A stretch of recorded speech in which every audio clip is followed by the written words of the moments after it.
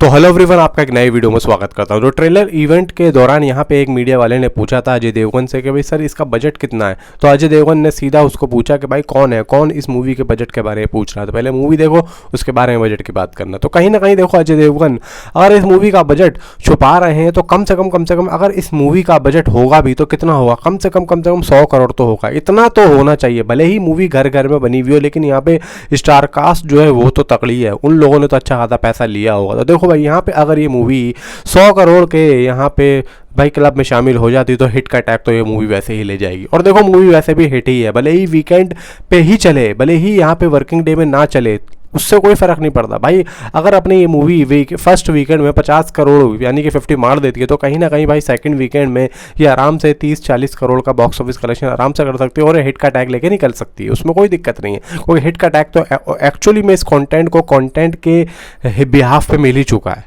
अब कलेक्शन के बिहाफ पे भी आराम से मिल जाएगा। कितना टाइम लगना है, एक वीकेंड और लगना है और ये मूवी आराम से हिट का टैग लेके साइड में निकल जाएगी। और देखो, हिट का टैग लेके कंटेंट में भी निकल जाएगी एंड हिट का टैग लेके ये मूवी अपना पैसे में भी निकल जाएगी। क्योंकि बजट से ऊपर मूवी निकल जाएगी तो भाई आराम से यहाँ पे हिट का टैग लेके निकल जाएगी। क्योंकि आज के टाइम पे एक बॉलीवुड में क्या हर जगह पे ये बना हुआ है कि कम से कम यहाँ पे पैसा लगा एंड उससे अगर ऊपर निकल जाता है बॉक्स ऑफिस कलेक्शन, वो हिट का टैग लेके साइड में निकल जाए। और यही दोस्तों अजय देवगन का आपका कहना है। अब देखो, आज की जो एडवांस बुकिंग है डे 4 की, मंडे में आज जो है वर्किंग डे चालू है एंड कितने की एडवांस बुकिंग लगी, 1 करोड़ 1.5 करोड़। एंड कल का जो यहाँ पे बॉक्स ऑफिस कलेक्शन ट्रेड के हिसाब से यहाँ पे आता हुआ दिखता है, वो दिखता है 20 करोड़ 50 लाख, यानी कि साढ़े 20 करोड़ की बॉक्स ऑफिस कलेक्शन कल के दिन हुई है। ये ट्रेड करा है। लेकिन अभी क्रिटिक्स एंड मेकर्स का पोस्टर यहाँ पे नहीं आया है। तो लगभग मेकर्स एंड क्रिटिक्स अगर यहाँ पे पोस्टर को रिवील करते हैं या फिर क्रिटिक्स यहाँ पे बोलते हैं तो कम से कम कल तरण आदर्श साहब ने जो इसका कल का बॉक्स ऑफिस कलेक्शन अपना प्रेडिक्शन दिया था, वो दिया था 22 से 23 करोड़ के आसपास। और लगभग मेकर्स का जो पोस्टर आने वाला है कल की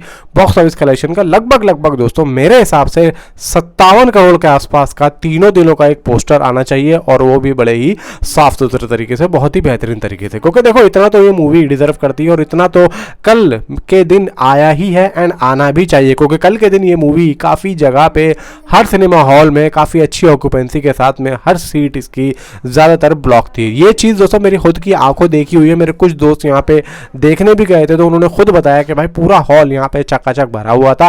मैं बात कर रहा हूँ डिलाइट की, क्योंकि आगे का, पीछे का, नीचे का, दाएं का, बाएं का, भाई सारी ही, और आगे के जो जितनी भी ब्लॉक्स होती हैं, मतलब स्क्रीन के बिल्कुल आसपास वाली, भाई वो भी यहाँ पे चकाचक फुल थे। क्योंकि यहाँ पे पब्लिक सिर्फ ये चाह रही थी भाई किसी ना किसी तरीके से हमें सीट मिल जाए। भले ही तू हमें खड़े होकर साइड में कोने में दिखा दे, लेकिन बस दिखा दे तू, क्योंकि भाई हमें ये मिस नहीं करना है। और वैसे भी देखो, जब अगर मूवी देखने पब्लिक घर से बाहर निकलती है ना, तो एक्चुअली में वो देख के ही निकलती है। भले ही चाहे तो क्यों ना हो, कान लगा के आवाज़ सुनिए, बाहर खड़े ऐसे सड़क पे खड़े होकर भले ही उसे कान दीवार पे थिएटर की लगा के क्यों ना सुनना पड़े, लेकिन वो फिर भी यहाँ पे मूवी को देखना ज़रूर चाहेगी। तो दोस्तों ये है कि भाई इस वीकेंड में ये मूवी आराम से हिट का टैग लेके निकल के जाएगी। रुकी भी रहेगी तो ज़्यादा बेहतर होगा। क्योंकि भाई देखो, यहाँ पे अब मुझे लगता है कि अजय देवगन अब इसी लेवल पे काम करने वाले हैं। क्योंकि देखो, अब यहाँ पे अजय देवगन को ये साफ महसूस हो चुका है कि ज़्यादा स्क्रिप्ट ढूंढ के ज़्यादा मेहनत करने से कोई यहाँ पे फ़ायदा नहीं है। सबसे पहली चीज़, ऐसी मूवीज़ को ढूंढा जाए जो यहाँ पे अभी बनी हुई है लेकिन वो लोगों की नज़रों में नहीं आई हुई है। एक्चुअली में